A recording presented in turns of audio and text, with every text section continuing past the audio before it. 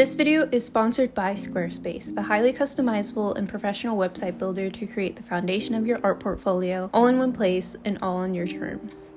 I started posting weekly to my channel at the beginning of this year, growing from a handful of subscribers to now 50,000, and I'm going to show you my equipment, setup, scripts, and some tips that helped me to get to where I am today. Spoiler alert, it's not as complicated as you think, I promise, so I hope this gives you some ideas or inspiration to get started. So this is what my typical filming setup looks like. I am almost always filming on my desk with either using my tripod or this overhang arm attached to my shelf. So with this tripod, I've had it for years. I think I got it in high school and used it for photography, but it's just kind of a flimsy plastic tripod. The mount isn't that great. I don't know if this mount came with the tripod or I switched it out with another one, but yeah, I don't know if I'll link this down below because I don't think I exactly recommend it for the best use. I don't know if it's because of the age or just because it's mainly plastic that it's not the best quality, but I don't know, it works for me. And I feel like one of the biggest things that I want to share with this video is that working with what you have and investing small is the best way to go, instead of spending hundreds of dollars on filming equipment and figuring out that you really don't like to make videos. I feel like that's the main thing I want to carry across in this video. So yeah, here's my cheap flimsy tripod. You can adjust the height and stuff, and it works well for what I want to do with dynamic shots and panning shots and stuff. So yeah, there's my tripod. And then this is typically my main filming area where I have my sketchbook and paints and pencils and all that fun stuff.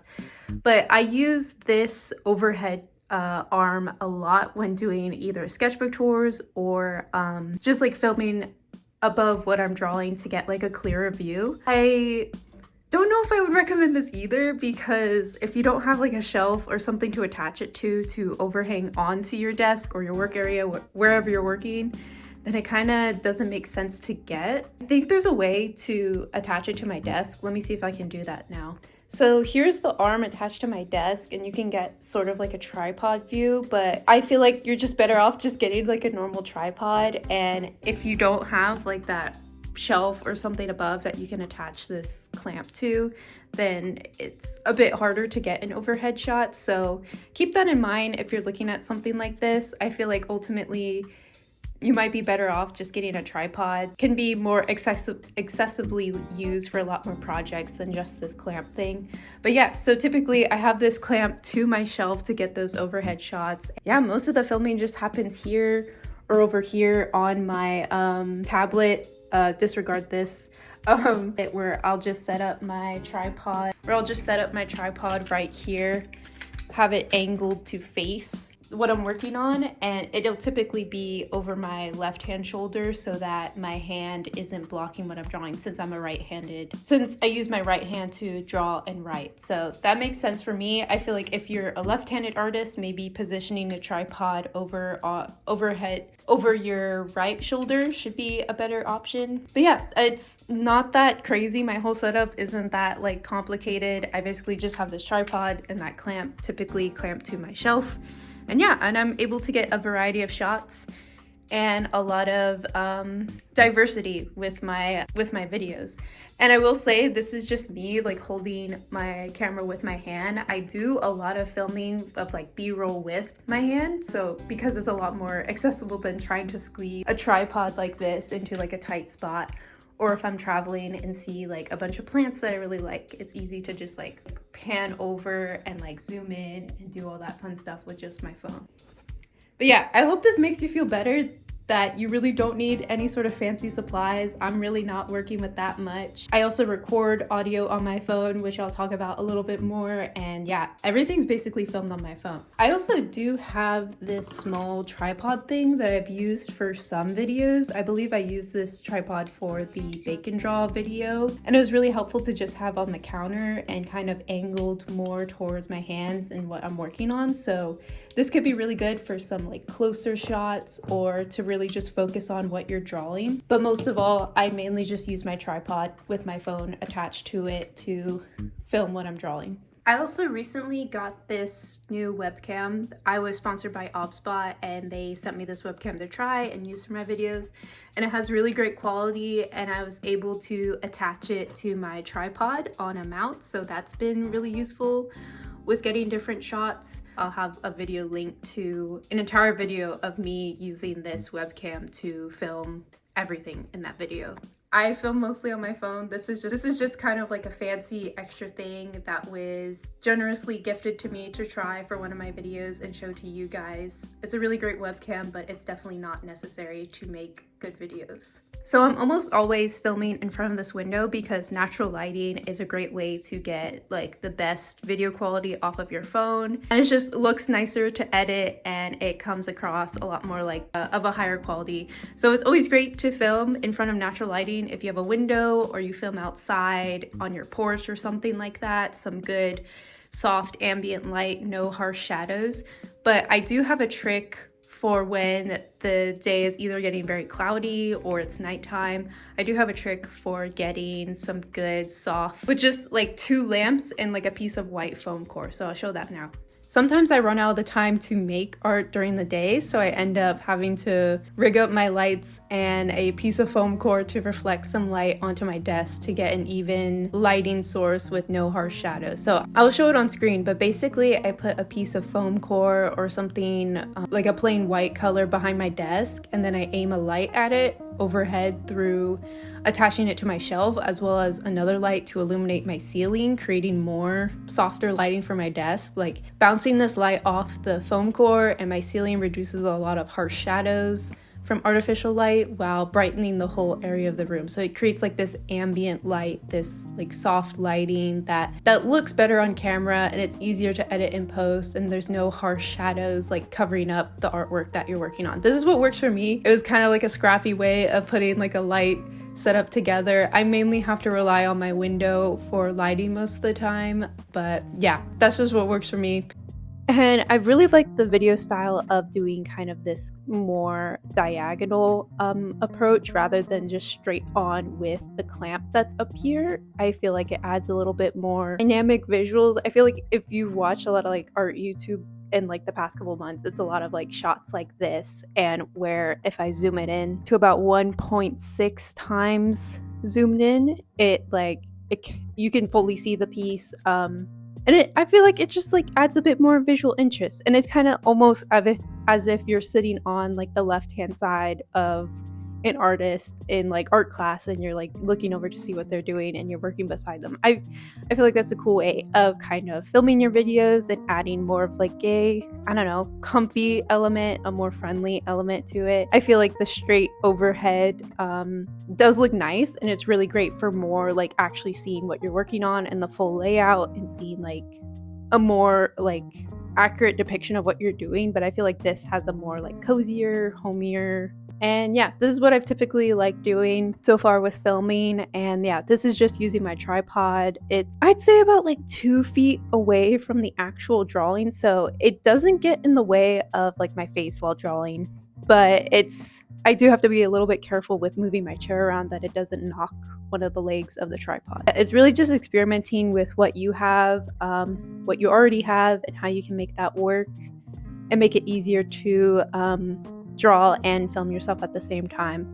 And I feel like a lot of both the overhead arm that's right here and then this tripod can also go into a vertical form for vertical content like reels, shorts, whatever sort of vertical short form content there is on different platforms nowadays. And yeah, so it's versatile. Both these things can flip vertically and you can get a wide variety of content. Before I share how I record voiceovers, screen record my digital art, I'd like to talk about the sponsor of this video, Squarespace. If you're like me and tried to set up a professional website for your art career this year, but then had no idea where to start, and the thought of having to set everything up from scratch sent you into a total state of procrastination and avoidance, and now you only have your social media to share with potential clients, which include unhinged captions and questionable memes, then I think Squarespace might be the right fit for you. Squarespace's customizable templates made it so much easier for me to build my site for next year, including a portfolio page, contact page, and even an online shop. With Squarespace's fluid engine design system, it's so simple to just drag and drop what you want, where you want it without having to worry about learning specific codes, but still be able to make your site stand out and express yourself as an artist and curate your website to best display your art. You also have the ability to include videos on your site and link to your social media, like maybe possibly a new YouTube channel you're starting. This can be a great way to direct more traffic to your channel, as well as build a better connection with your audience. So if you want to jumpstart your 2024 goals of finally compiling a professional portfolio and building your online art career, check out www.squarespace.com/sketchesofshay to save 10% off your first purchase of a website or domain using my code sketchesofshay. Thank you to Squarespace for sponsoring this video and supporting the channel, and thank you to you for continuing to watch my videos and giving me the opportunity to get more sponsors like this to support my content and artwork. Now back to the video. So I record all my voiceovers either in video while drawing in real time, or I just use my iPhone's voice memo app and record voiceovers that way. I record it in the voice memo app, rename it for the type of video I'm making, and then export the audio file to a Google Drive folder for that video. All of my voiceover style videos on my channel have been recorded with my iPhone, and it still surprises me how good of an audio quality I can achieve with just my phone. Like right now, I'm just speaking into the voice memo app on my phone, and it sounds pretty good in my opinion. At least it's decent enough for people to listen. So as for doing digital art and screen recording, I have recently liked the feeling of just filming my iPad or Huion with my phone on a tripod to capture more of like a cozier atmosphere, bringing in a little bit of environment from my desk instead of just doing like a screen recording. But when I'm wanting to film a more tutorial style video or really capture closely what I'm digitally drawing or painting, I use OBS, which is a completely free screen recording and streaming software. I do screen recordings when I'm working in Clip Studio Paint or Photoshop on my desktop using OBS, and it's a pretty straightforward system. You just hit record and make sure you're able to remux the recording as a video MP4 file. I'll have some tutorials of OBS linked down below for more technical help regarding that, because I still don't completely understand. I just know enough to make it work for me. As for my iPad, when I'm working in Procreate, I typically just use the screen record function with Apple products. I know there are other options and there are built-in time-lapse functions inside of Procreate, but I find that I like showing the real-time drawing process of what I'm working on. But I'll include like a speed paint every now and again, but I think I prefer like the slower, less rapid visual of like doing more real-time drawing. But yeah, nowadays I tend to just shoot both my digital art processes and traditional with my phone's camera, just because I like the look of it, and I like there being an environment around what I'm drawing, and I just feel like it feels more tangible, if that makes sense. This isn't like dissing people who just do screen recording. I think that works great as well. This is just a personal preference. More specifically about my camera, I have an iPhone 13 Pro, and this is the main camera I use to film all of my videos. I shoot in just the standard video format. No adjustments beside like zooming in and out, because I just do the majority of color correcting in like post editing software like Adobe Premiere Pro. And I found that if I try and use like a different video format, like if it's any other video style, like the cinematic style on my iPhone, my computer can't read that file type and open it in Premiere, so I just keep my filming to the default options in iPhone, and it helps to skirt around this file issue. And actually, fun fact, I shot my sketchbook tips video from March in cinematic mode because I was like, oh, this is gonna look so cool, and I wanted to try something new, not knowing about this file issue between like Apple products and like standard like PC stuff. So I had to completely like edit the whole video in iMovie, since it was the only software I had that was able to read the different video type, and I didn't have software to like rewrite that file. So I had to put it into iMovie and then export it as an MP4 and then upload it to my drive and then download it to my PC and then further edit it in Premiere Pro. So yeah, that was a pretty fun experience. I definitely do not recommend that. So make sure to test out which file types you can open in your computer and editing software before filming an entire video. I also want to mention with like my more like hardware, physical equipment that I use to make my videos, I have like this pink phone holder stand. I mainly just use it to hold my phone now for voice recordings on my desk.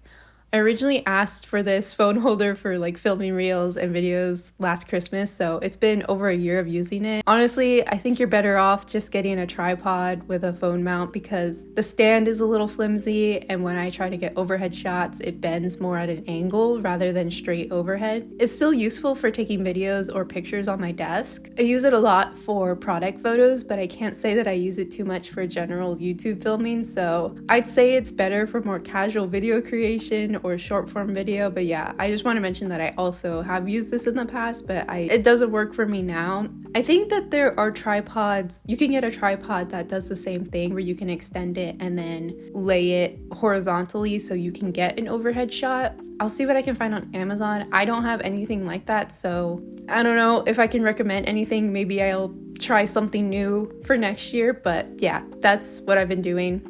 Mainly sticking with that like overhead arm that I attach to my shelf and filming overhead shots like that. But anyways, just want to mention that really quick. But for editing software, I use Adobe Premiere Pro, but like I said before, I was able to use iMovie to edit parts of a video as well.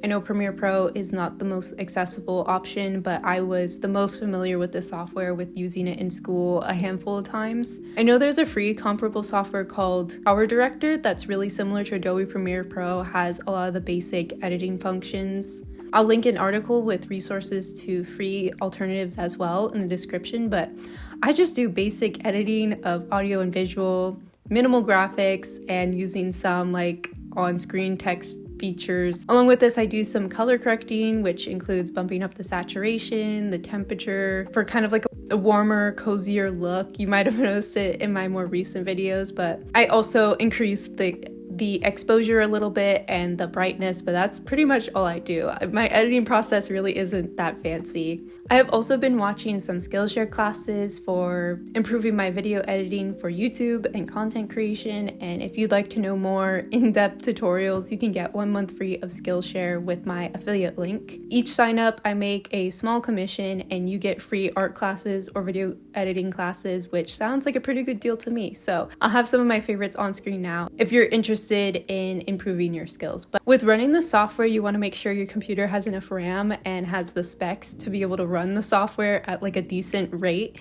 My brother helped me build my PC originally a couple years ago for mainly digital art for my drawing and painting software, so I can't really give you an exact link to a computer I have, but I'll also include some resources for ideal specs for video editing down below. However, I have borrowed my mom's laptop for editing videos while out of town or traveling. Just like a standard laptop, and it worked pretty well, so I don't think you really need anything too fancy or particular to get started. With all of this being said, before you look into purchasing or upgrading anything that you have, I really recommend to use what you already have within your means. Fancier equipment and powerful software may make filming and editing easier and may have the potential to produce higher quality videos, but I think just like art supplies, it's really the creator's skills and talents that really matter rather than what they're using to create. I think better, higher quality supplies don't make your art skills better, and I think the same thing applies to videos. There's so many videos that may not be the best visually, or the creators have a lower quality mic, and yet they're still able to produce engaging and authentic content that garner a substantial amount of views. And I think it's really about the value and the content and like the message of the video at the end of the day, and building a connection to your community. I've been making videos for almost a year now, and I found I really enjoy the process, albeit time consuming and frustrating sometimes, but now I see it as another creative outlet and method of showing my art to the world. And only now am I starting to consider upgrading my equipment, like maybe buying an actual camera and saving up the money to do so. But I think it would have felt horrible to buy a bunch of fancy video video equipment at the beginning of the year, only to realize that I didn't like making videos. So please do not put yourself in that situation. So in my opinion, you just need a decent phone camera, maybe a tripod of some sort, natural lighting, and some rudimentary editing skills and software to be able to edit both audio and visual to get started on the technical side. So I just want to give a rundown of what a typical schedule of a video project that I work on looks like. So first, I film the art that I'm working on, either a real-time process of what I'm working on while I'm speaking, or just random clips throughout the week of me working on different projects. And then I typically write a script afterwards about the artwork that I'm working on, or the struggles I faced, or different topics that have been bouncing around in my mind while working on it. I know this is typically different from how people film their videos. They may write a script first, but I kind of feel like I get better ideas after I do my artwork, and it's easier for me to talk about things, and a lot of ideas arise when I'm working on my artwork. So I write the script, and then I typically record a reading of the script, do my voiceover, make any other additions while I'm speaking, and then I take that audio recording, bring it into Adobe Premiere Pro and edit the audio, so I kind of get a gist of what the general feeling of the video is like and how long it's generally going to be. And then I take the art footage that I have and overlay it on top of what I'm talking about, usually trying to fit it into the time frame that I have and making it match and sync with the audio. And then once I kind of have a better idea of how the voiceover and the footage is looking together, I'll start to add some copyright-free music. I just use whatever I find on YouTube and use them within the rights of the artist. So one of the artists I use a lot is Chill Peach, and a lot of the times they have a Google Drive link in the description of their copyright-free music on YouTube. And basically all you have to do is download that music and then credit them in your video description if you use that music in your video. So I would just make sure any music that you're downloading, if there's any sort of copyright requirement or request that the original artist has with using it for free, that you make sure to be aware of that, because if you post a video and you don't credit the artist, it may be flagged. Then you won't be able to earn money from that video if you're planning to monetize your content. So keep that in mind. Also be careful of any links that you're clicking on. I always make sure that the artist is verified on YouTube, or they just have better credibility, because you could accidentally click on a link, get a virus on your computer when you're just trying to get some cool music for your video. So just be aware of that. I really recommend looking at Chill Peach and then Luke Rainbow. I use both of their tracks a lot, and all I have to do is just credit them down below in the description. So after I have the music, the voiceover, and the footage all edited together and it works well together, I take key moments of kind of visually striking or interesting clips from throughout my art process for the intro to catch the viewer's attention. I try to keep it short. I realize that long intros really don't work for my channel, and people like the short intro and then just jumping right in. If you notice with this video, I kind of just jump right into my whole setup. So I hope that worked. Time will tell, but I usually keep the intro a little short.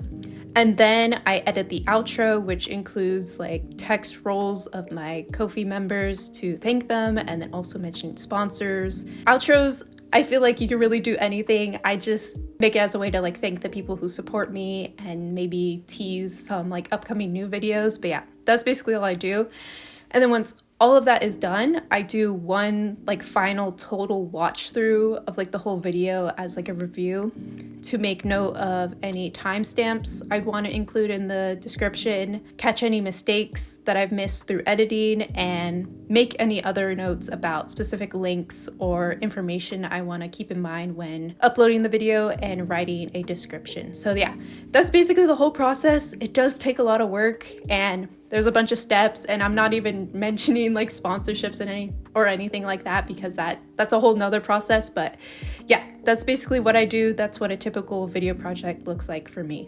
I feel like whenever I'm talking about how I started my channel, I really have to mention Kelsey Rodriguez and her videos. Her YouTube artist workbook and YouTube videos basically kickstarted my channel and empowered me to make the art career that I have now on YouTube. And I want to mention that so much of my content strategy came from her workbook, and I highly recommend checking out her channel and her workbook if you're serious with this as a potential career. I know starting a channel and an art career is really overwhelming.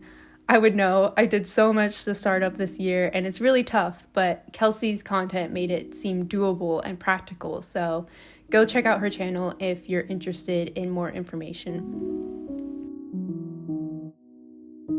Moving on, when I write scripts for voiceovers, I typically try to strive for an engaging and insightful voiceover on top of whatever I filmed. These talking points usually stem from the art that I recorded for that video, maybe the struggles I face, things I'm excited about, things I learned, or kind of more general art/lifestyle experiences and commentary that are usually relatable to my audience. And I have gotten a couple comments describing my style of video as like casual, comfy, friendly vibe, which I think I kind of want to stick with and I want to try to maintain in my script style. So there's nothing too fancy in the writing department. I've never been too wise with my words, so I play to my strengths and keep pretending I'm just chatting with a friend and keeping it casual.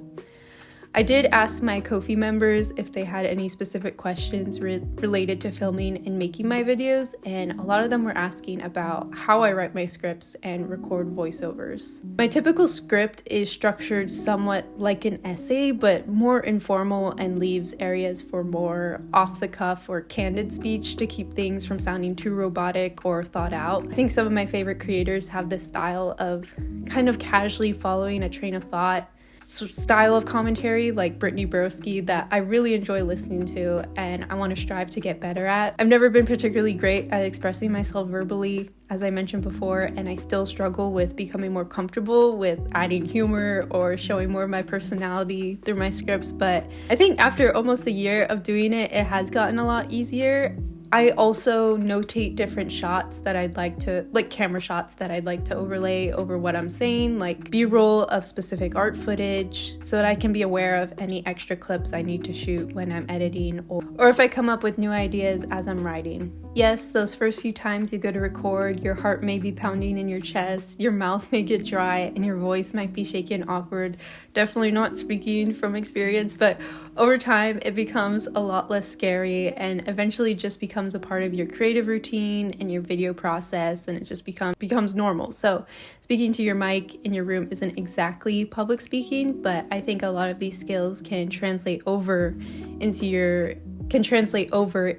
in-person conversations, making you more comprehensive and intentional with what you say when communicating, which is really helpful if you're like me and don't feel too great with your conversational skills. Like with any form of public speaking, providing value is the biggest aspect you want to strive for. Because if your viewer isn't being engaged, entertained, informed, or gaining anything from your video, they're probably not going to continue to watch your videos. But this value doesn't have to be something over the top or purely tutorial or information based.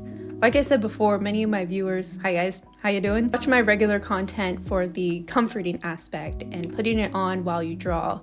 It provides company, entertainment, and sometimes insight when I'm speaking about the art struggles that I have. So I feel like taking a couple moments to think about why you like to watch certain creators and what draws you to their content, their personality, aesthetic, experience, skills, information, these all play a role into getting viewers to keep watching your videos. Actively watching YouTube, as in like looking at the video, noticing the title, thumbnail, video structure, B-roll, and camera shots, instead of just like passively listening to YouTube videos has made me better at video creation. If I see a type of camera angle or B-roll shot that really caught my eye, sometimes I try to think of a way to incorporate it in one of my videos. Or if I find a really engaging video structure or pace that I think works really well, I compare it to my own videos and make the necessary adjustments to get closer to that style. It's kind of like when you're studying from your favorite artist and trying to improve your art or develop your art style. You want to study and make note of the color palettes you like, the way a hand was drawn, how the artist paints the eyes, all of those things that you can try to implement it into your own art. I do the same thing with making videos. So I'll like watch my favorite creators make notes of things that I like and want to include in my videos, so it makes my videos more personal to me and more engaging and appealing to my viewers. Another topic that I want to touch on if you're just starting out is that posting to your channel to where potentially your family or friends may see you can feel embarrassing, uncomfortable, or even shameful. It's definitely a great test to see who your real friends are. True friends would support you or encourage you if they see that you're really passionate about it and not shame you or make fun of you. My biggest advice about this either is to not tell anyone about it until you're comfortable with sharing that you have a channel, or to just embrace it. I feel like this day and age, a lot more of the younger generations, like millennials or Gen X, or correction, not Gen X, Gen Z, I meant Gen Z, Gen Alpha, I think, I have no idea who those people are. The younger generations typically understand the whole online content creation career as a viable job or a viable creative outlet. And I feel like most people will see it as really admirable or really cool that you're going out of your way to post your work online. This isn't the best metaphor or the exact same situation, but it kind of reminds me of kind of having like gym anxiety. So you go into the gym for the first time thinking everyone's going to be watching you, and if you mess up with re-racking your weights or you get out of breath early, they're going to be making fun of you or see that you don't know what you're doing. When in actuality, everyone else is going to the gym are basically just concerned with themselves and getting a good workout in and couldn't care less about what you're doing. And sometimes they're even willing to help you. So it's still hard to tell your mind that that's the truth, that people really don't care, but it definitely helps to lessen the spotlight you have on yourself. With posting online, especially on YouTube, I feel like the same thing can happen. You think everyone is going to be watching your video, pointing out all the flaws and thinking you're cringe or something like that. But in actuality, most people will either be indifferent or supportive towards your creation and might even find it inspiring. Like telling your friend you went to the gym could be inspiring to them or make them feel less alone in their own fitness goals or aspirations. I know this metaphor isn't exact, but I hope you know what I mean by trying to describe all of this. But I think ultimately you're doing something that you're really excited and passionate about, making art and sharing it. And I would applaud anyone and admire anyone trying to work towards that goal. And I hope the people around you would feel the same way. The final topic I want to touch on is to make sure you're passionate about making videos and posting to YouTube, and that money isn't your sole motivating factor. To be completely transparent, in the recent months, I have been able to make a substantial portion of my income from YouTube AdSense and sponsorships, but it could never be sustainable or support my art creation if I didn't enjoy it or find some aspect of video creation fulfilling. I may not always love writing scripts or spending entire days editing or losing my voice doing this voiceover right now, but the feeling of creating something personal to me and my artwork and creating a comfy, approachable art space for you is something that I really love to do. And money does help, I will be honest, and it enables me to make this a full-time endeavor, but the creation aspect is what truly brings me joy. The driving force of my channel is the love to create, draw, and paint, and I think making videos has become another means of expression for me and for sharing my artwork. And I'm so thankful to have built a community where I get to make my art the focus of these videos and share that with you and build a career out of it. So just to summarize, here are some main tips you should keep in mind with starting your art channel. So tip number 1. Start with what you have and get creative. So as I've mentioned before, fancy equipment and materials don't automatically make your videos better and earn you more views. It's all about your content and its appeal to an audience. Focus on the value of what you're saying and sharing through your videos, and that will shine through any sort of minimal beginner setup you have. Tip number 2, make content that you find interesting and that you're passionate about. You want these videos to be valuable to yourself as well. So share about what excites you and be authentic about it. So following trends or popular topics can possibly garner more engagement, but I think what's really going to make you stand out is you and your art. So doing a sketchbook tour was a great launching point as a first video for my channel because it introduced the type of art that I like to make. It included my honest thoughts and maybe a bit of personality, even though I was very shy. And sketchbook tours are very popular on YouTube and are easier to make than other styles of videos. So it was kind of a little bit of everything, but I feel like sustainable content creation and personal fulfillment comes from content that's authentic to you and what you're passionate about. This can sometimes align with trends like with sketchbook tours, and sometimes it doesn't. I think it's good to have a blend of this for the longevity of your channel. Tip number 3, watch other creators you admire, take notes, and get inspired. Hey, that kind of rhymed. Awesome. So do a case study on one of your favorite creators and watch both their most viewed and least viewed content. What's different between them? What do their thumbnails look like? What topics do they cover? And just write down different camera shots you like, how they start their video, how they end their video, how long are their videos, how often does the camera change? All these aspects play into video creation and making a successful, engaging video. So this also includes thumbnails and titles. I feel like thumbnails and titles can sometimes make or break how well a video performs. I'm definitely still not an expert in this field, and I feel like I still need some study on this before I give advice about what I'm doing. But I definitely look to other creators and see what's working for them. Looking at the thumbnails and asking myself, is this thumbnail clear, or is there a lot going on? Is text included? What makes me want to click on this? How does it expand on the video title? I don't know. Thumbnails are weird. I don't really have any advice on this, but I would really say look to what other creators are doing and sort of take some inspiration from them and put your own spin on it as well.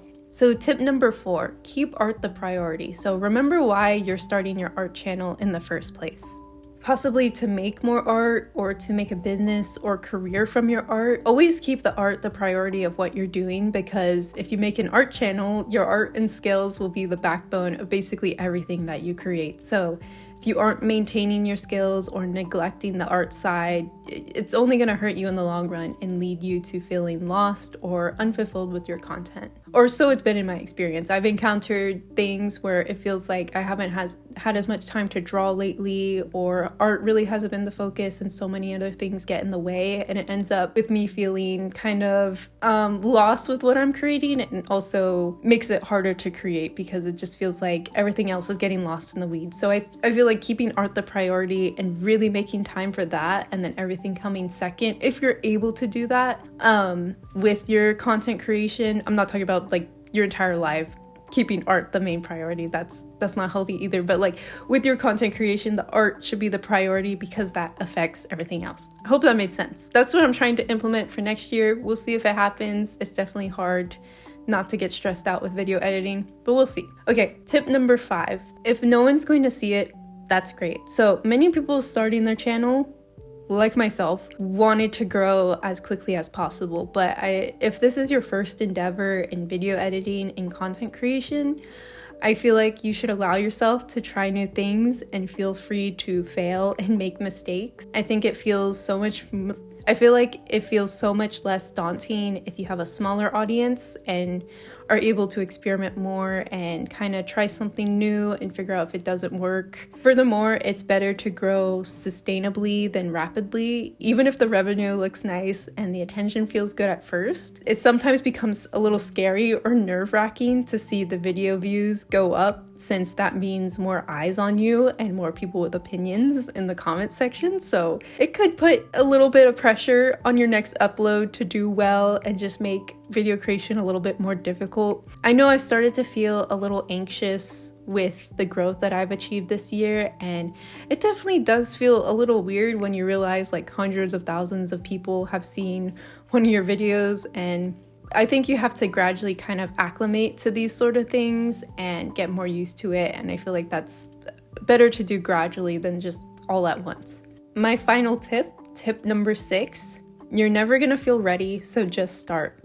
I think this this is pretty much the advice that everyone gives for anything in life, with like starting new things and projects, but it's so true. I still feel like I have no idea of what I'm doing with my channel sometimes, and imposter syndrome is definitely a staple in my brain, but I think just jumping in and starting is the best way to learn and grow. Like with art, you're never going to get better at illustration or painting if you never make any illustrations or paintings. So yes, you can practice in your sketchbook and doodle all day, which I think is an art form in itself, in my opinion. But if you want to get better at more fully finished illustrations or full paintings, you have to do it. You have to just go ahead and do it. And I think the same thing applies to video creation. So, and my biggest regret is not starting sooner, but I definitely do realize that it does take a lot of confidence, and you need the proper equipment, and not everyone has that. But I feel like just starting with what you have, maybe making some minimal investments, and you'll be surprised with how much less scary it is in your mind after you just start. My first video was really daunting to do, and I was so nervous to upload it. But once I did, and then I did the next video, and then the next one, and the next, and now I'm here. I just want to acknowledge that it's easy for me to sit here and say oh, you just need to start. When I remember being really overwhelmed with starting my channel and taking that jump into the unknown. And I just want to say that you can do it. I'm a very introverted, and I'm not very good at speaking, but if I was able to get to the point where I am today and make this into a potential career, then I think you can do it. I have a really simple setup. I'm using what I have. I may invest in better equipment in the future, but I just want to make this video to show how it's not as complicated as you may think it may be. Yes, it does take a lot of work.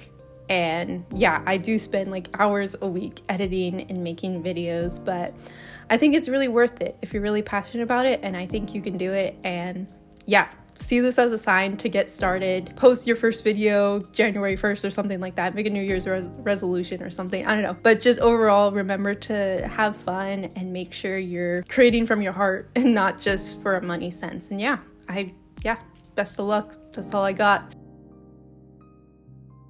Thank you so much for watching. If you're interested in seeing more of my art and art content, make sure to like and subscribe. I do a lot of draw with me style content of my sketchbook work, gouache painting, and digital art. You can follow me on Instagram as well. I'm hoping to be more active on there with posting my art. I kind of have a backlog of things to show. I just need to make the post. For some reason, making Instagram posts in my mind is the hardest thing to do. Thank you again to Squarespace for sponsoring this video and supporting the channel. A little reminder to check out www.squarespace.com/sketchesofshay to save 10% off your first purchase of a website or domain using my code sketchesofshay. And thank you so much to my Ko-fi members for your continuous support. They've been helping me pick future video topics, and it's been really fun interacting with all of you and hearing your thoughts. I did make the announcement last week to members that I will be moving to Patreon for the new year and finally releasing a Discord server, but in the meantime, shout out to my Sticker Club members. Agul, Air, Alex, Alien Kid, Elisa R, Anna's Confused, Artist Life 03, Aster, August, Bean, Bison Berries, Blue Swanson, Brendog, Kaylin D, Canid Courier, Charu, Cheyenne, Chloe, Claude, Clowny Guts, Clutter of Chaos, Connor, Mischief, Daisy, Dara, Dasi, Demon Sketchman, Emmy, Emily C, Emily B, Emma, Arasu Stuff, Evangelily, Froggy Bells, Gabriella C, Gamut Girl, Ghost Pup, Grace, Har, Heather C, Hen, Impicarus, Ink Palette, Izzy, Jason, Jacobs, Jazz, Jordan, Jules, Julie, Junos, K-Y'all, Cam's Art World, Katie Kent, Kia KP, Chris, James Seams Creates, Laura C, Leslie, Liesel, Liz, Lucas S, Lux, Mads, Mar, Max Decided, Mayday V, Mayo, Mika Lika, Ms. Moth, Mr. Goat Was Here, Maya, Napkin, Nat, Nishi, Olive, Olivia, Opal Cider, Peep Mart, Pierce, Pilot, Pixie Boo, Perpy's Cave, Rachel, Rat Shack, Red, Reggie, Ren, Roses Are Purple, Rowan, Ruby T, Rin, Seiche Salem, Salty Gooper, Sam, Sarensley, Scotty, Screaming Rat, Scribble and Dibble, Shay, Shanos Suenos, Shelf Cat, Sir Knight, Star, Stephen C, Stinky Gato, Soch, Tiramisu. I think that's Tiramisu, That Gay Otaku Boy, Toby, Ugly Sketchbook, Vampy Ajax, Fox, Whitsker, Zatheka, Zelly, and Zio JK7. And shout out to my Snickerdoodle tier members. Big Chungus, Bloomy and Moon, Carrie, Chipu, Clarice, Cup of Honey, Deandria, Dale and the Cow, Aaron, G7, King Me. I finally figured out, for some reason my mind was not reading that correctly for the longest time, but now I know it's chess. Government Flu, Iris, Catherine F, Kelly E, Kofi Supporter, Lexan A, Lily Bell, Mingo Dust, Nicole Nader Art, Peach, Peachy Pie Peeps, Rin Kenobi, Ronan L, Shay, Soft Lesbian, Star Gamer, Tammy, Tasty Battery Acid, Tephoric, Ty Fleur, Vixen, and Valency.